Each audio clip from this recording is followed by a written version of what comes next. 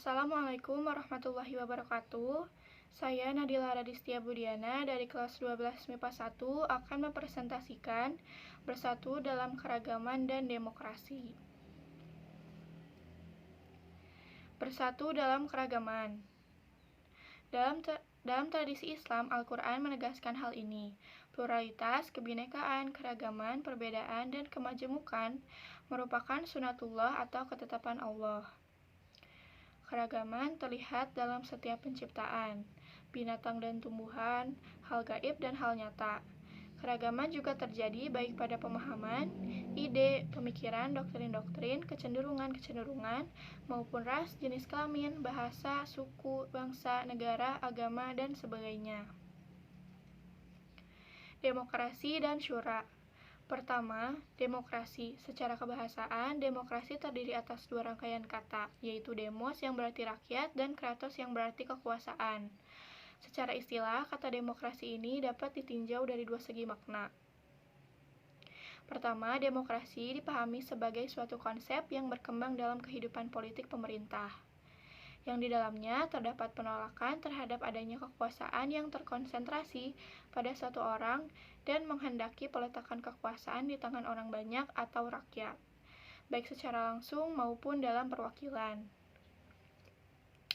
Kedua, demokrasi dimaknai sebagai suatu konsep yang menghargai hak-hak dan kemampuan individu dalam kehidupan bermasyarakat. Dari definisi ini dapat dipahami bahwa istilah demokrasi awalnya berkembang dalam dimensi politik yang tidak dapat dihindari. Ayat tentang demokrasi. Di dalam Al-Quran terdapat ayat-ayat yang berisi pesan-pesan mulia tentang bersikap demokratis, musyawarah, dan toleransi dalam perbedaan. Salah satunya Quran Surat Ali Imran ayat 159, yang artinya, maka berkat rahmat Allah engkau Muhammad berlaku lemah lembut terhadap mereka. Sekiranya kamu bersikap keras dan berhati kasar, tentulah mereka menjauhkan diri dari sekitarmu. Karena itu, maafkanlah mereka dan mohonkanlah ampun untuk mereka. Dan bermusyawarahlah dengan mereka dalam urusan itu. Kemudian, apabila engkau telah membulatkan tekad, maka bertakwalah kepada Allah. Sungguh Allah mencintai orang yang bertawakal. Penjelasan atau tafsir.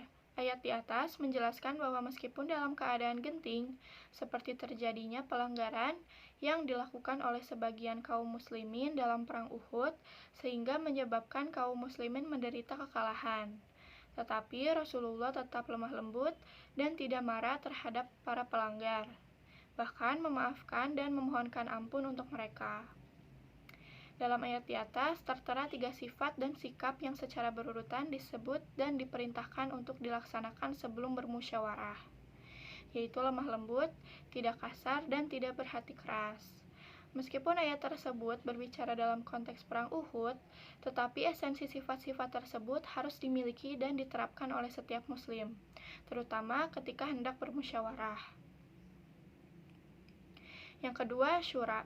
Menurut bahasa, dalam kaus Mu'jam Maqayis Al-Lughah, syura memiliki dua pengertian, yaitu menampakkan dan memaparkan sesuatu atau mengambil sesuatu. Menurut istilah, beberapa ulama terdahulu telah memberikan definisi syura. Di antaranya adalah sebagai berikut. Ar-Raghib Al-Asfahani dalam kitabnya Al-Mufradat fi Gharib Al-Quran mendefinisikan syura sebagai proses mengemukakan pendapat dengan saling mengoreksi antara peserta syura. Ibnu Al-Arabi Al-Maliki dalam Ahkam Al-Quran mendefinisikannya sebagai berkumpul untuk meminta pendapat atau dalam suatu permasalahan yang peserta syuranya saling mengeluarkan pendapat yang dimiliki. Syura merupakan bagian dari proses demokrasi. Di dalamnya terkandung nilai-nilai yang diusung demokrasi. Pada sisi lain, nilai-nilai luhur yang diusung oleh konsep demokrasi adalah nilai-nilai yang sejalan dengan visi Islam itu sendiri.